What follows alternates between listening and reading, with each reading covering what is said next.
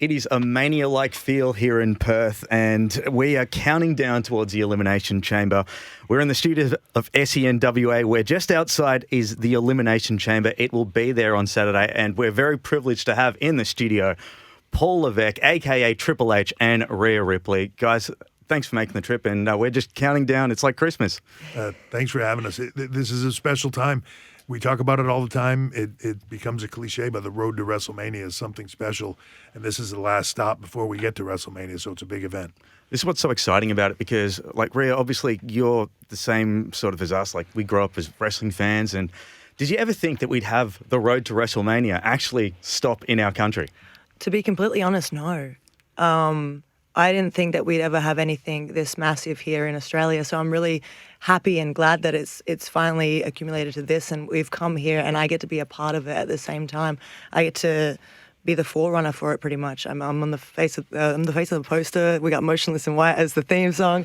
It's everything that I love all coming together. So I'm really happy that we finally got to come here, and we have Elimination Chamber here, and I get to be here to be a part of all of it. I'm so glad you mentioned the theme song to that because I love Survivor Series 2002. It's one of my favourite pay-per-views, and it was the first ever Elimination Chamber.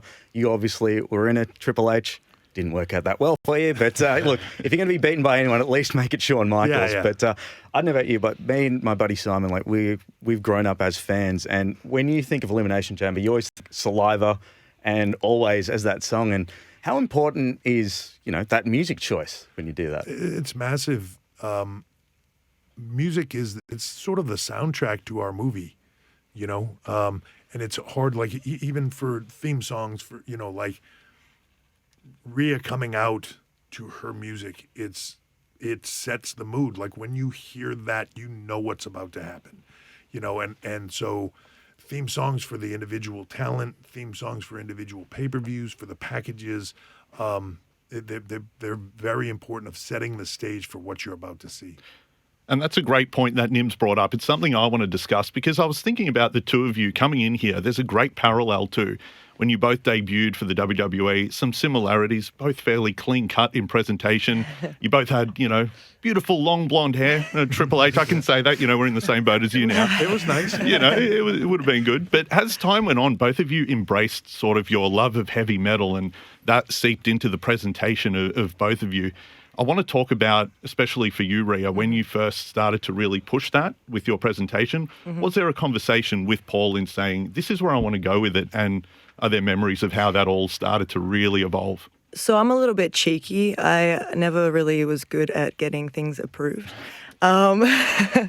So obviously I had the long blonde hair. I didn't have any tattoos. And that was because I was afraid that I wouldn't get hired by WWE at the time. It was so different. It's definitely evolved a lot for the women especially. But at the time, I thought that I had to be cut a certain way to make it here. So that's why I hid my inner self from the world pretty much. Like, I've always been the Rhea Ripley that you see today, but I just tried not to show it too much because I wanted this dream to be a reality so bloody bad.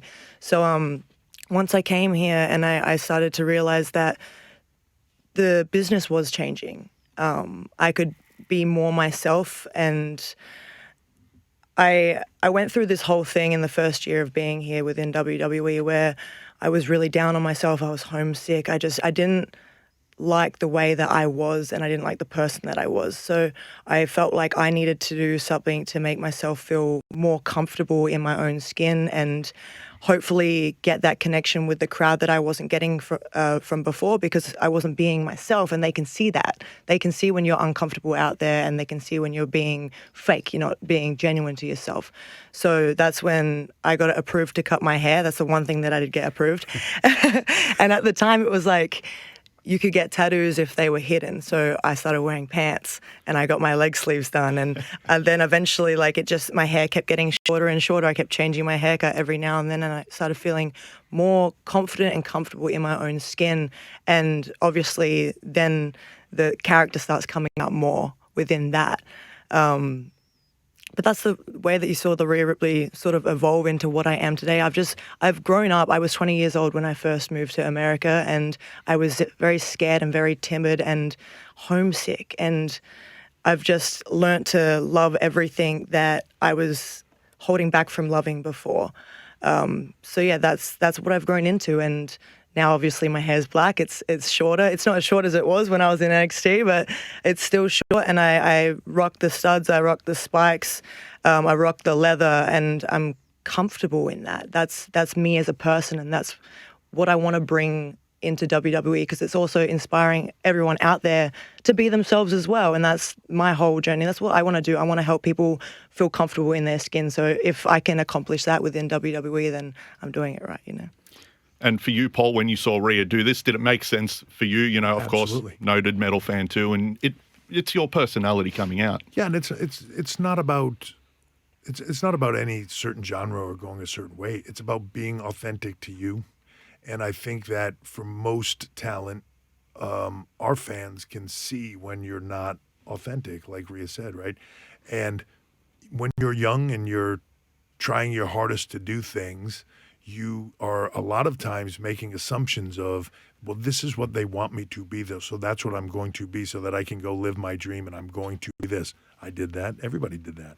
You know, and during my era, guys would come to me and all the time, and Taker would tell me all the time. We just had this conversation the other day. Would say, when you learn to be yourself, you're going to make a fortune, right? Like, and at the time, you think, I don't know what that means, but it's really true. But the hardest thing to do is just go out there and be yourself, because it's putting yourself out there, everything you have out on the table for everybody to see and criticize. There's no character, so when somebody says that sucks, they're just talking about you, your heart and soul, right? And that's hard. It's very scary to do.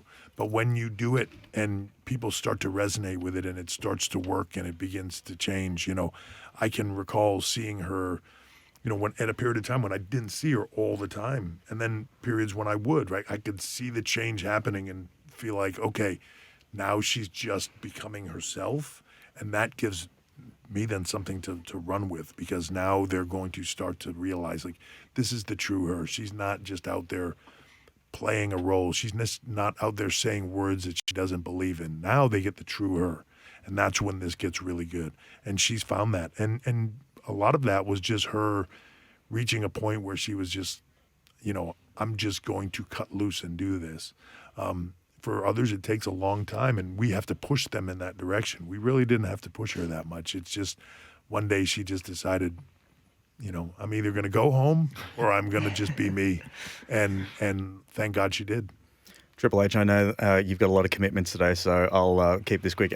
It's not me. Champ's got a lot of things going on. This is absolutely the hottest ticket in town. It is very much like Mania Week, and we've both been to Mania. And I remember as a kid, when global warming came to Melbourne, and it was so huge. So I actually want to right a wrong from 20 years ago, because I was still in school, and you can see here, I've still got my school bag from then. Oh my gosh.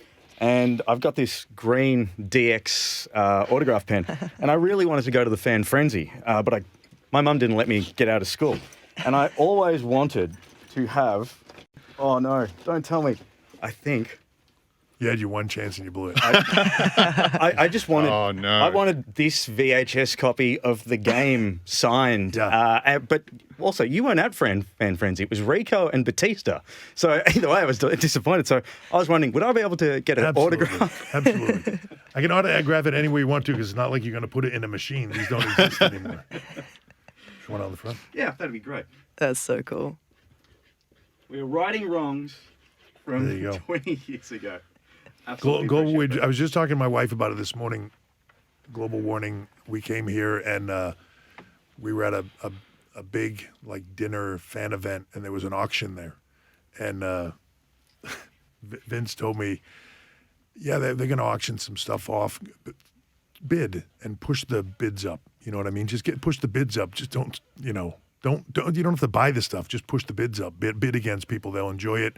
And I ended up spending $30,000 on a bunch of paintings because I pushed it too far, and then everybody else stopped bidding, and I was like, "Oh man, they still sit in the studio at the office." Well, if there's anything on auction, at the Wildcats Ball this Saturday night, we'll just put P. Levesque There you go. and Yeah, get the bids up. I'm good for it. Yeah. But look, thank you so much for taking some time to not only come to the studio, but actually bring a huge premium live event to our country, and we really appreciate it, and all the best for Saturday. And it'll be strange for you not being in a main event in an Australian stadium show. No, it won't be that strange. I'll be happy to not be in that Elimination Chamber is brutal, so I'll be happy to sit in the back and watch everybody else go through it. I will be happy that there are a massive amount of people here watching this and getting to see what WWE does. You know, on a global level, we're really bringing this out.